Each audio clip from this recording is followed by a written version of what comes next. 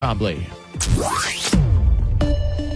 Rochester Today with Andy Brownell and Tom Ostrom on News Talk 1340 KROC AM and 96.9 FM. Good morning.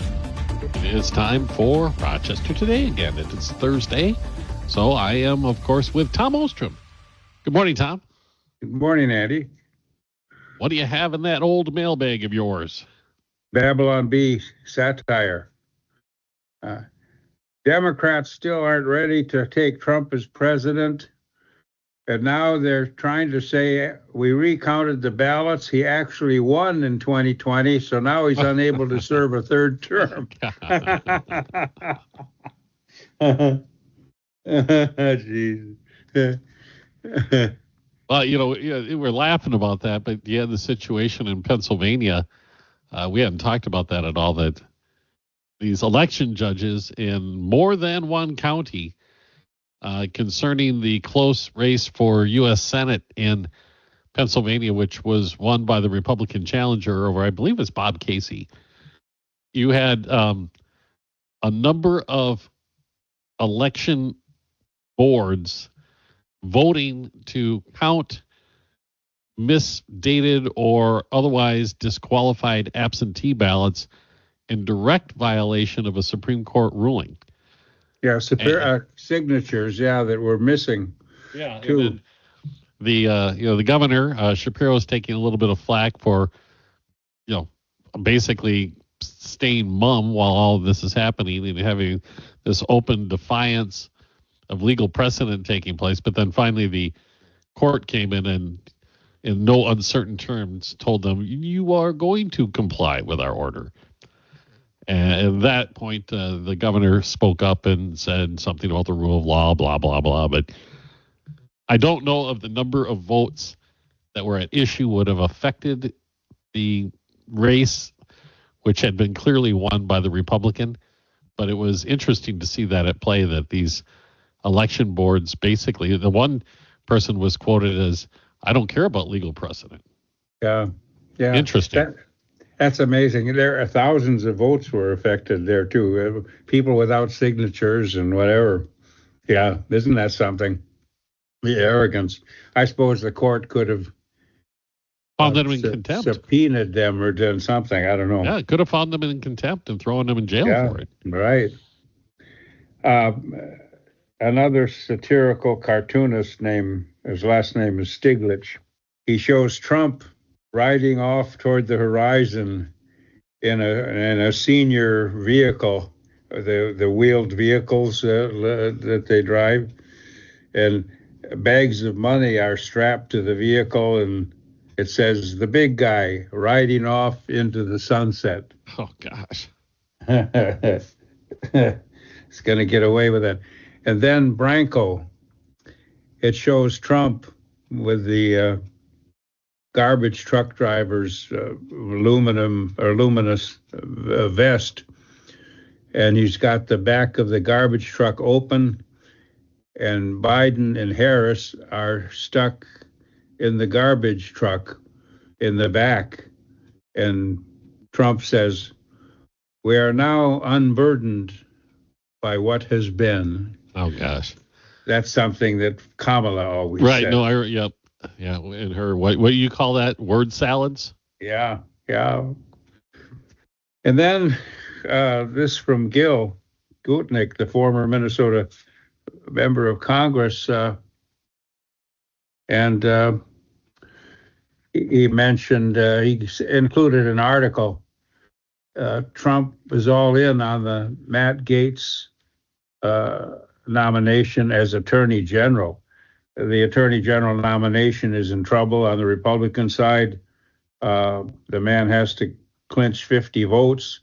The former congressman is a lightning rod with a damning ethics report looming overhead. Some Republicans are trying to quash it, others are not, and it will be leaked. And even Trump has told the New York Times it might make Gaetz not to be confirmable, depending on what is leaked. So Gil says, Washington insiders have been betting against Trump for a long time. They've been wrong most of the time. The big test is for John Thune, who'll be the Senate Majority Leader. He doesn't want any of his members going home to face angry Trumpists trying to explain why they voted one or more of against one of Trump's appointments. And some people say if they do that, they'll be Liz Cheney, i.e. voted out of office. The evidence against Gates, says Gill, or any of the appointees, might need to be compelling. The argument that he or she doesn't meet my standards won't cut it. It has to go and be acted upon. And then Gill said, we have to watch for Senator Lindsey Graham, South Carolina. We have to see what he says and does. Others will follow his lead. It'll be an interesting question for Trump. How much political capital does he want to expend on pushing Gates, which might be a difficult push? I mean, he's going to have all of the Republican senators to confirm. And, the Senate is all about deal making. That's what this is all about. And what kind of promises will he have to give to certain Republican senators in order to win their support? And is it worth it to do that? You bet. That's right. That's the mailbag. Oh, okay. We'll take our break. We'll come right back. Rochester Today with Tom Ostrom, Thursday on News Talk 1340, KROC AM and 96.9. Probably. Rochester Today with Andy Brownell and Tom Ostrom on News Talk 1340, KROC AM and 96.9 FM. Welcome back. More Rochester Today with Tom Ostrom. Minnesota news, Tom. What do you want to start with? Minnesota news, from Minnesota News. The Minnesota City Council, Minneapolis City Council, to weigh a resolution asking for no charges to be held against University of Minnesota protesters. The University of Minnesota Students for a Democratic Society has announced that they're going to pack the city council meeting that will occur on December 3rd. They're going to vote next month on a resolution that, if adopted, would urge authorities not to seek charges against pro-Palestinian student protesters that were arrested on October 21, where they marched to the Kaufman Memorial Building, occupied Memorial Hall, to protest the university's ties and investments to Israel, and they want Gaza liberated. So these protesters protested, and 11 of them were arrested. Some were given suspensions from the university. Some were evicted from student housing. The resolution was put forward by Council Member Robin Wansley. He expressed, I don't know if that's male or female, Robin expressed solidarity with the nonviolent campus activism opposing the war. And a letter was sent to the university president, Rebecca Cunningham, and they're asking for leniency so that their college education isn't demeaned or prohibited. And the FBI questioned these students, and some of them were in jail for a while and then released. And they want to pack the city council meeting to influence the outcome. So trashing the place, committing vandalism to public property is okay. Yeah. And I will draw the comparison to January 6th. I would hope that President Trump doesn't consider pardoning the people convicted of defacing the U.S. Capitol. There was a lot of criminal damage to property done during that rioting that occurred. There were other people who walked through and didn't do a dang thing. And there were other people in the crowd, and I can't discuss that, but there are a lot of people who were up to absolutely no good. There was some horrific damage done to the U.S. Capitol on that day. And there was significant damage done to this University of Minnesota building as well by some of these protesters. And the idea that somehow that, okay, it's all right. I don't think it washes either way. No. Oh, on a related note, before you go, I saw that the St. Paul Federation of Teachers, the union representing St. Paul public school teachers, is pursuing a resolution to ask the Biden administration during the lame duck period to push for a ceasefire in Gaza. Mm-hmm. Like, okay, what? Right? You know, the question is what the heck that has to do with teachers in St. Paul is a valid question. But the resolution more or less takes the side of Hamas in the conflict and compares it in some ways to the American Revolution. Mm-hmm. And obviously there are some people upset. You bet. Well, the Parents Alliance backed candidates helped flip control of 4 major Minnesota school boards. And the alliance says we helped 80 candidates win elections to local school boards around the state. And they're rather pleased with that. And the executive director for the organization, Christine Trulin, is commenting and said, Minnesotans are starting to recognize better leadership and insist on it. And we supported many that were elected to school boards. And the issues were Tim Walz's COVID-era restrictions on schools and approaching school board about what is taught in school or what books are given to grade school students. And they had sent out a voter guide to identify issues and candidates. And it said the Alliance wasn't the only organization that endorsed school candidates. The teachers union was victorious too, and a lot of the people they wanted elected. And also half the school district operating levies that were requested were approved across Minnesota. Rochester was one of them. But anyway, a little bit of pushback against the autonomy of school boards. Yeah, there's obviously this group has had growing influence in some parts of the state, particularly some of the, I guess, outlying Twin Cities suburbs. They've seen some like inroads there. Yeah, mm-hmm. Yeah, that's something. Minnesota News, Joe Nelson, the reporter. Exactly what Minnesota native Pete Hegseth said he would do with the U.S. military. And some Democrats in the media are questioning his qualifications, but Hegseth was in the Army for 20 years, and he won or earned medal awards, and he wrote a very interesting book on the military and on wokeism in the military. And he grew up in Forest Lake, and he served in the Minnesota National Guard, and he served in combat zones, as we mentioned. And he wants to keep the current military leadership professional and get rid of wokeism and officers who are woke because recruiting is down. He wants to keep women out of combat infantry roles. There's plenty of good work, he said, women can do in the service. And the deeper question, how do we get wokeness out of the military? All the military services are down in recruiting because of these things, they think.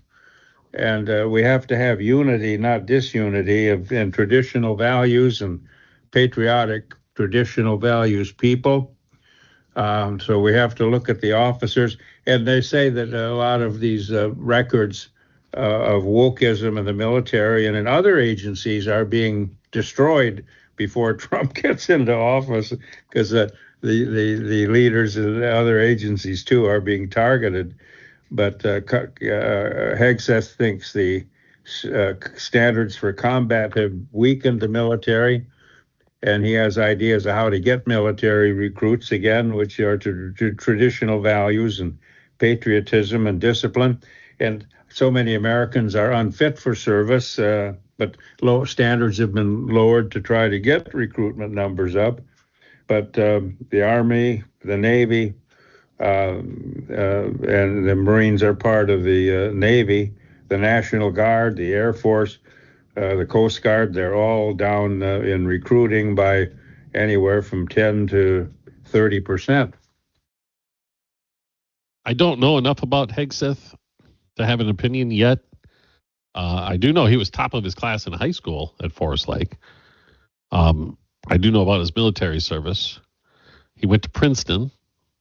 Yeah. So he's Ivy League educated. I think looking again at the political chessboard, I think the biggest issue he's going to face for confirmation, other than, those ingrained into the system resisting an outsider coming in, would be that this allegation of sexual misconduct hanging over his head, and whether or not he informed the Trump people about that or left that out during his vetting process.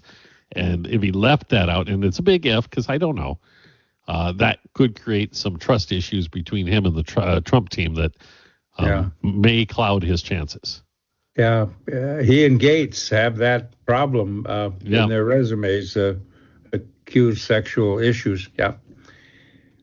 Sean Duffy, a former Wisconsin congressman, and like these other two people, or one of the other people we mentioned, Duffy has been a regular on Fox News too. And I put him in with Minnesota News because he was the district attorney in Ashland County over there by Ashland, Wisconsin. And in Congress, he did some things that influenced Minnesota too, and we'll get to that. But Trump has nominated him, and I put him under Minnesota News because he's a neighbor, to serve as his Department of Transportation secretary.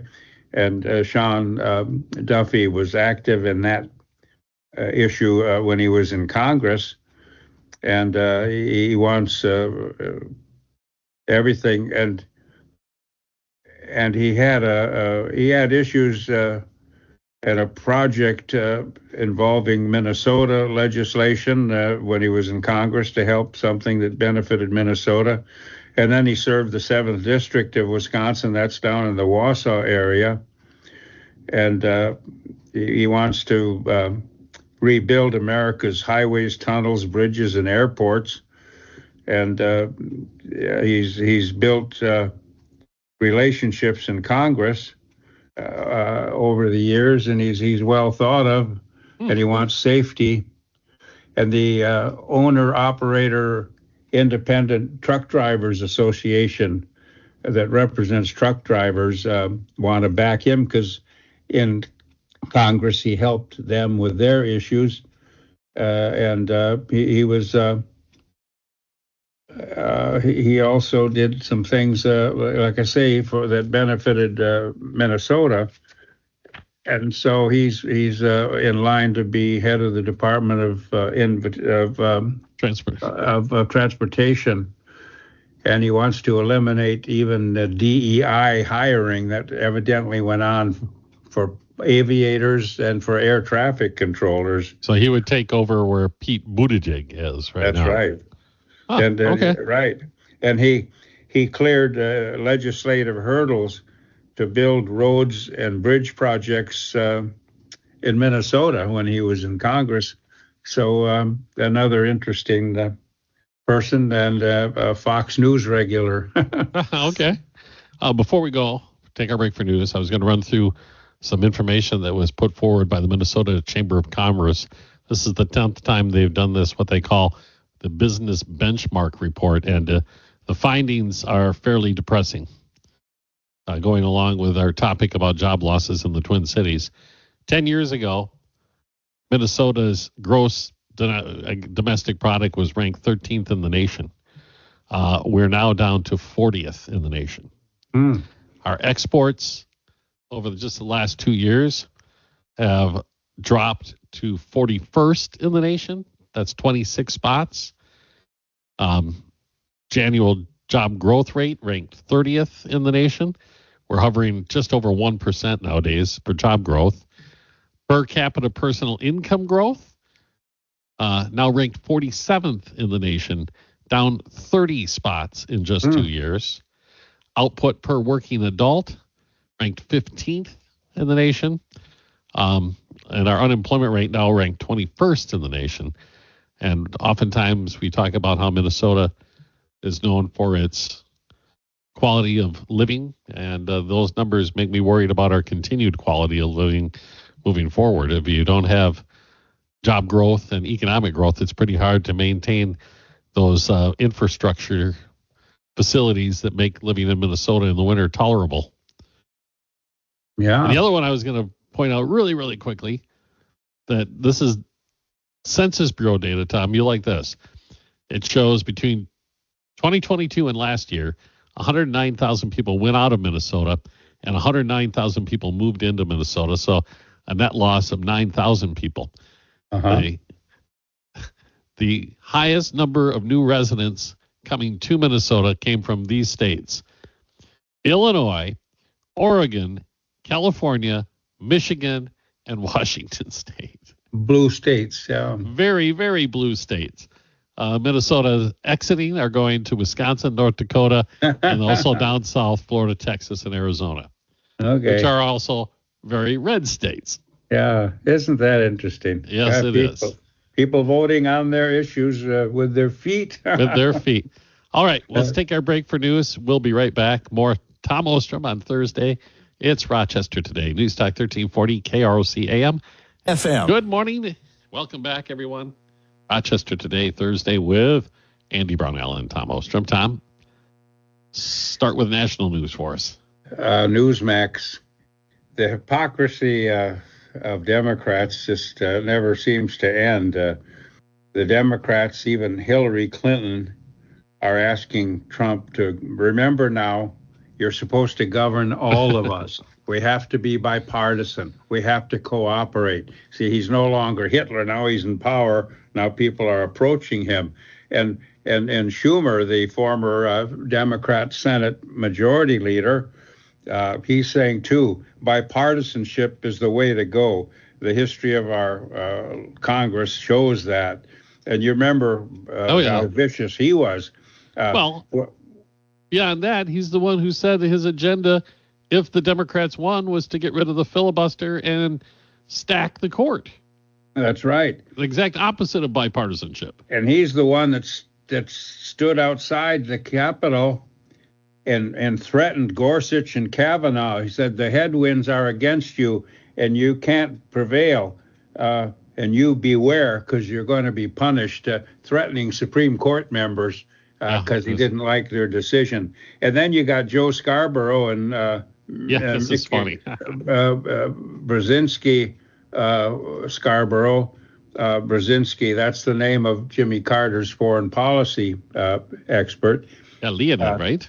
They went off to Mar-a-Lago. They invited themselves and had breakfast with Trump. He's no longer Hitler. Well, all those networks are suffering major viewer losses, and so I think the Scarboroughs wanted to go and say, we're friends with Trump now, and he's okay, no longer Hitler. But boy, oh boy, our liberal media people and their own colleagues at their own station furious with them for what they called traitorism, pulling that nice. But let's all be nice now. We lost the election. Now, please govern us all fairly. And what the bottom line is, don't do to us what we did to you. Well, the thing with Scarborough, too, is, okay, they were buddies with Trump prior to his winning election in 2016. Then I think they saw an opportunity to be the anti-Trump crowd and hold the bullhorn for that. And for a time there, MSNBC's ratings benefited from that, especially during the Me Too movement and other things that happened early in Trump's presidency. And of course, they were right. I don't understand how they had any credibility in the first place. So and now they're switching back sides, or at least it has the appearance of it, based upon the election results. It is the worst kind of putting your finger up to see which wind the wind is blowing. Yeah, whatever. I don't know if they had much of an audience anymore anyway. No. So they've lost some of the networks there over on the woke side have lost 40 to 50% of their viewers since the election. And I understand that the owners of MSNBC, I think it's Comcast, I think there's, the financial headlines are they're going to spin all this stuff off, and who knows if MSNBC will even survive as an entity. Yeah. And some owners of major newspapers in California, I think New York too, are saying we've got to broaden our reach and have representatives of all sides on our panels.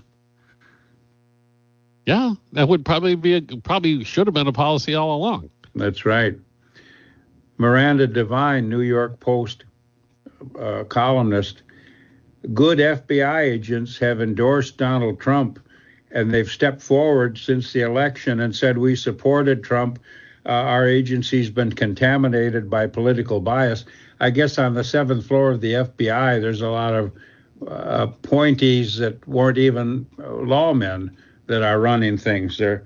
And good FBI agents, Devine said, want to end the weaponization of the justice system. They stepped forward and said, we did vote for Trump.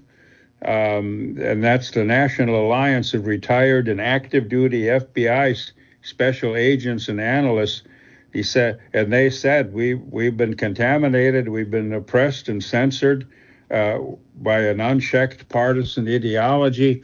Our agency can't be that if we're going to perform its function. It's fairly.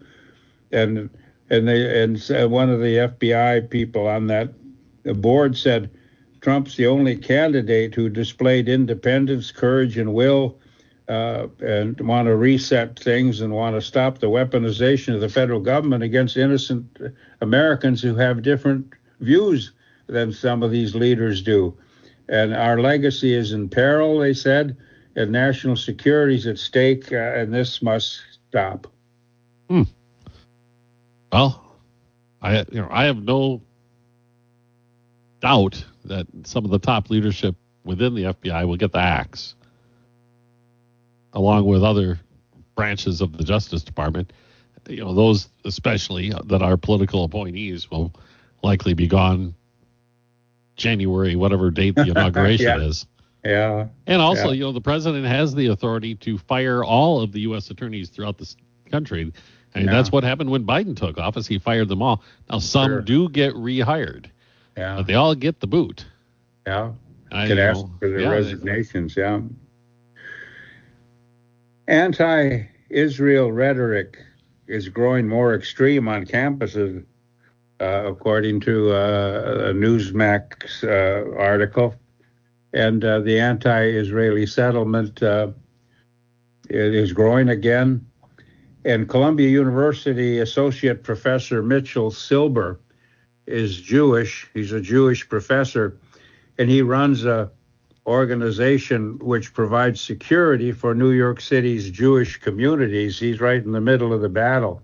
And he said, we're seeing radicalization, pro-Hamas, pro-Hezbollah, pro-Houthis, and these attacks on Israel. And he said it's just pathetic. And, I've often wondered, how did anti-Semitism and the Holocaust ever germinate in Germany, when Germany was such an advanced civilization, technologically, culturally? How did the Holocaust come out of there? And I've never understood it, and I can see seeds of it in the United States, the so-called educated elites having this hatred. It's amazing to me. It's truly frightening. I did read a nice essay, though, about the radicalism that's taking place on the campuses and compared it to the radicalism that was present on the campuses in the late 1960s, early 1970s. And the person who wrote this was pointing out that even then, even though people like to romanticize what it was like in the late 1960s, the vast majority of the students on campus had their noses in their books and were going to class and were studying hard and pursuing careers for the future. It was a relatively small number who were engaged in the radical behaviors. And, of course, they got a lot of press, a lot of headlines, TV coverage, because that previously hadn't been commonplace on the campuses. And in some of the campuses, obviously, that kind of ideology took over. Oftentimes, as is the case, those who study certain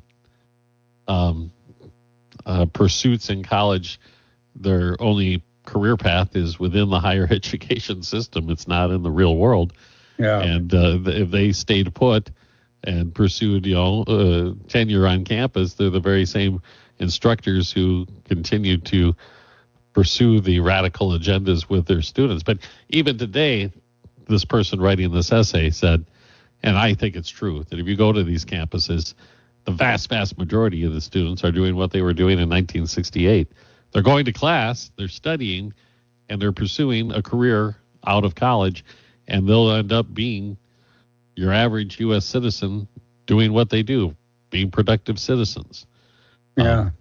But we tend to, through our, I guess it's the media lens in a lot of ways, romanticize what took place in the 1960s. Right. And but a lot of, even some of those radicals in the 1960s, it didn't take them long, maybe 10 years out of college, before they were solidly middle class and investing in Wall Street and purchasing homes and cars and pursuing a life of materialistic gains. That was true among many of them, but others in the radical 60s that disrupted America went from the streets to universities, got their PhDs, and they moved into the colleges and set them on their left-wing track. No, I agree with you 100%. Yeah, and I think, obviously that was the source of the direction that higher ed traveled and continues to travel today. The leadership is highly embedded in that culture. That's right. And President-elect Trump said this: I'm going to end this anti-Semitism on campus. And Trump was wonderful toward the Jews and Israel when he was president and did many things for them and helped bring peace to the Middle East between Israel and some Arab nations. And Trump said, now that he's reelected, I'm going to set back this movement that's destroying our colleges and universities, and I'm going to deport foreign students who take part in these demonstrations. And as soon as I get in, and these colleges are going to learn they better behave or they'll lose their accreditation. We better take a break already. Let's do that. We'll come back. More Rochester Today with Tom Ostrom. It's Thursday, of course, on News Talk 1340 KROC AM. Probably. Rochester Today with Andy Brownell and Tom Ostrom on News Talk 1340 KROC AM and 96.9 FM. It is Rochester Today, Thursday. Andy Brownell with Tom Ostrom. We have a few minutes for international news, Tom. Pope Francis is right in the middle of political controversy again. He was visited by representatives from Gaza, and he was visited by representatives from Israel. He met both. The Gazans say that he was sympathetic to their cause. The Vatican denies it. But now Pope Francis has called for an investigation to determine if Israel's attacks in Gaza constitute genocide. He wants that investigated. I read this. It's surprising on a number of fronts. You have the Israelis, the Jewish people, who were the subject of the worst example of genocide ever on this planet.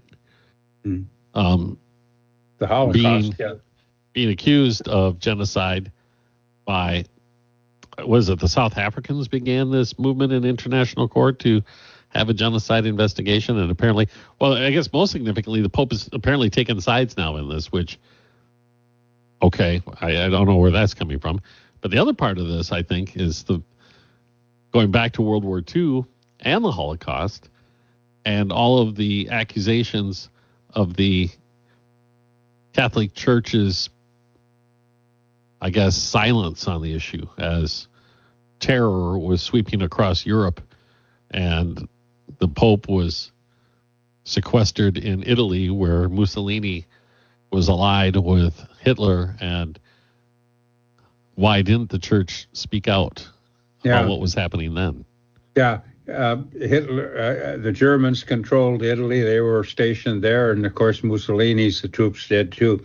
And And this was Pope Pius XII, who Yes. gets a bad rap for not responding properly. But what made the public think he didn't respond was a play written by communists who wanted to belittle the church. And there's the other side of that. Pope Pius XII did a lot to save Jews. He emptied the Vatican treasury of gold to save a lot of them. And he ordered the monasteries to take in Jewish boys and dress them as altar boys and seminarians. So when the Nazis, the Germans came around to look for Jews, these kids were saved. And Israel has a statue thanking Pope Pius XII. Oh, so did the church does get a bad rap on that one. But it is more complex than it appears on the surface as well. Yes. Russia gains in the Ukraine. The Ukraine invasion of the Russian province of Kursk is faltering. They had success at first, the Ukrainian soldiers, but now they're boxed in there and they're beginning to lose the battle there. And their gamble there has isolated those troops who are very good troops, but now they can't get back into the Ukraine to fight as the Russians are making more advances under heavy losses in Ukraine. And some people say that the Ukraine fired U.S. supplied long-range missiles into Russia. You've pointed out that into Kursk, the Russian province, that the Ukrainians had a good battle of, but they're losing there, and they can't get back to Ukraine to fight the advances of the Russians there. So the war is not going well for the Ukraine soldiers. And the introduction of the U.S. authorization of long-range missile strikes in Russian territory has certainly raised the stakes.